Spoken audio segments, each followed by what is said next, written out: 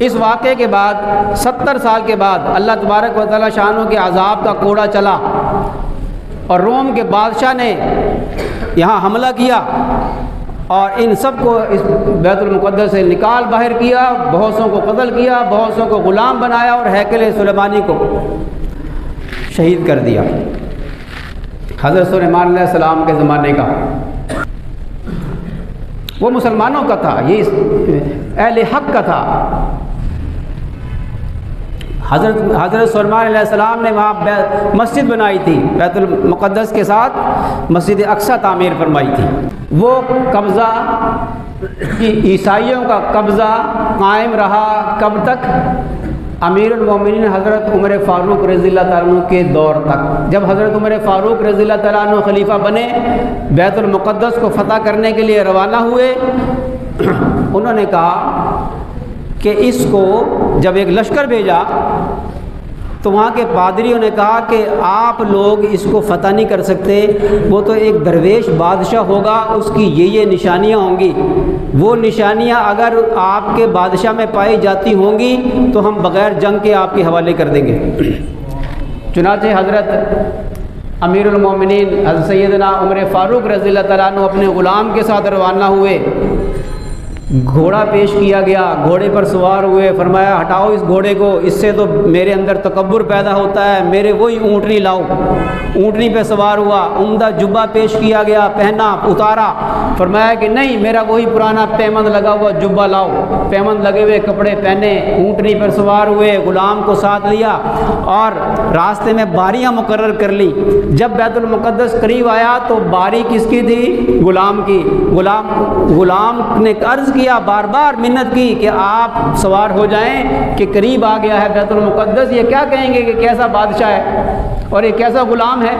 فرمایا نہیں، باری تیری ہے، تو سوار ہوگا اور میں نکیل پکڑ کر آگے آگے چلوں گا۔ اور جب یہ بیت المقدس میں داخل ہوئے ہیں، ان کے پادری دیوار پر چڑھ کر، قلعے کی دیوار پر چڑھ کر دیکھ رہے تھے، ایک ایک نشانی دیکھ رہے تھے، اور ان کی کتابوں کے اندر لکھی ہوئی تھی وہ نشانیاں کہ ایسا بادشاہ آئے گا کہ جو پیمند لگے ہوئے کپڑے پہنے ہوں گے اور وہ اونٹنی پر سوار ہوگا، اس کا غلام اونٹنی پر ہوگا اور وہ نکیل پکڑ کر آ رہا ہوگا، یہی وہ شخص ہوگا کہ بغیر جنگ کے تمہارے اس بیت المقدس کو فتح کرے گا۔ چنانچہ چابیاں پیش کر دیں، لیکن ایک شرط رکھی۔ شرط کیا تھی؟ شرط یہ تھی کہ اس سرزمین پر آپ یہودیوں کو آباد نہیں ہونے دیں گے۔ حضرت امیر المومنین رضی اللہ تعالیٰ عنہ نے شرط کو تسلیم کیا، یہ معاہدہ ہو گیا کہ آج کے بعد یہودی اس سرزمین پر آ تو سکتے ہیں لیکن یہاں پر بستیاں قائم نہیں کر سکتے، یہاں پہ قیام نہیں کر سکتے۔ عیسائی بھی آ سکتے ہیں بیت المقدس میں اور یہودی بھی آ سکتے ہیں، مسلمانوں کا تو یہ ہے ہی، انبیاء علیہ السلام کی سرزمین ہے تو اس کے وارث مسلمان ہیں، کہ جتنے عزت احترام مسلمانوں کے ہاں انبیاء علیہ السلام کا ہے کسی قوم کے نزدیک نہیں۔ یہ ظالم قوم ہے۔ خیر، مختصر یہ بعد میں یہ پھر عیسائیوں کے قبضے میں چلا گیا اور پھر صلاح الدین ایوبی نے اس کو فتح کیا۔ اس کے بعد کیا ہوا؟ خلافت عثمانیہ کا خاتمہ ہوا 1940 کے لگ بھگ۔ ان یہودیوں نے مختلف علاقوں سے آ کر یہاں آباد ہونے کے لیے زمینیں خریدنا شروع کی۔ اس وقت ہندوستان کے علماء نے یہ فتویٰ دیا تھا کہ ارض فلسطین پر کی زمین کسی یہودی کو فروخت کرنا جائز نہیں۔ اس لیے اسلام منع نہیں کرتا زمین بیچنا۔ اگر یہاں اگر کرسچن خرید لے زمین پاکستان میں تو اسلام منع نہیں کرتا، یہودی خریدنا چاہے اسلام منع نہیں کرتا۔ ہندوستان کے علماء نے کیوں فتویٰ دیا؟ وہ فرماتے تھے کہ ان کے عزائم اچھے نہیں، ان کی نیتیں اچھی نہیں، نیز حضرت عمر فاروق رضی اللہ تعالیٰ عنہ کا معاہدہ ہے کہ یہاں آ کر یہ آباد نہیں ہو سکتے۔ ان لوگوں کا، یہودیوں کا کہ جو عزائم ہیں وہ عزائم یہ ہیں کہ یہاں پر وہ آ کر ہیکل سلیمانی تعمیر کریں گے، یہاں پر رہ کر وہ پوری دنیا پر حکومت کرنے کا خواب دیکھتے ہیں، وہ یہاں پر آ کر آباد ہوں گے، اپنی اسٹیٹ قائم کریں گے اور فلسطین کے مسلمانوں پر ظلم کریں گے، اور ارد گرد کے جو علاقے ہیں، عرب ممالک ہیں، ان پر قبضہ کرنے کی یہ ناجائز کوشش کریں گے۔ ان کا دعویٰ ہے ان یہودیوں کا کہ یہ مدینہ منورہ بھی ہمارا ہے، نعوذ باللہ من ذالک، یہ مکہ مکرمہ میں خیبر تک کا علاقہ ہمارا ہے، مدینہ منورہ میں خیبر تک کا علاقہ ہمارا ہے، اور ادھر مکہ مکرمہ میں تبوک تک کا علاقہ ہمارا ہے، اور یہ اردن، یہ مصر، یہ سارے علاقے پر یہ دعویٰ کرتے ہیں کہ یہ ہمارے علاقے ہیں۔ اس لیے ہندوستان کے علماء نے یہ فتویٰ دیا کہ ارض فلسطین کو یہودیوں کے ہاتھ بیچنا جائز نہیں، لیکن ہماری کم قسمتی کہ یہ ہندوستان کے علماء تھے، کو عربوں نے کوئی کان نہیں دھرے اور زمینیں بیچنا شروع کر دی، اور زمینیں جب بیچی تو وہ نتیجہ وہ ہوا جو آج ہم دیکھ رہے ہیں۔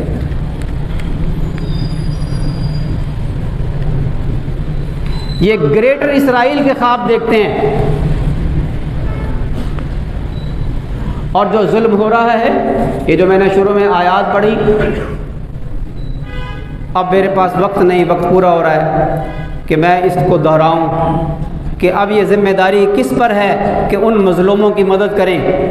آج تک کی جو خبر ہے، 500 مزید معصوم نہتے فلسطینی آج کے دن تک مزید شہید ہو چکے ہیں، تعداد 3500 تک پہنچ چکی ہے۔ ہسپتالوں پر حملے ہو رہے ہیں، سکولوں پر حملے ہو رہے ہیں، اور غزہ کے اندر فوج داخل کرنے کے پروگرام بن رہے ہیں،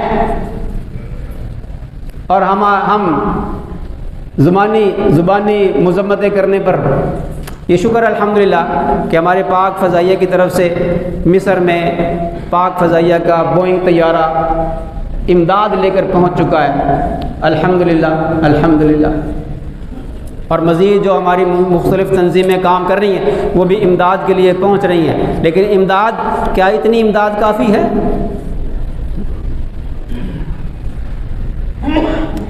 میں اور آپ تو لڑنے کے لیے نہیں جا سکتے، جہاد فرض ہے امت کے اوپر، لیکن کیسے فرض ہے اس کی تفصیل، یہ تفصیل طلب عنوان ہے، تفصیل طلب مسئلہ ہے۔ یہ فرض کفایہ ہے۔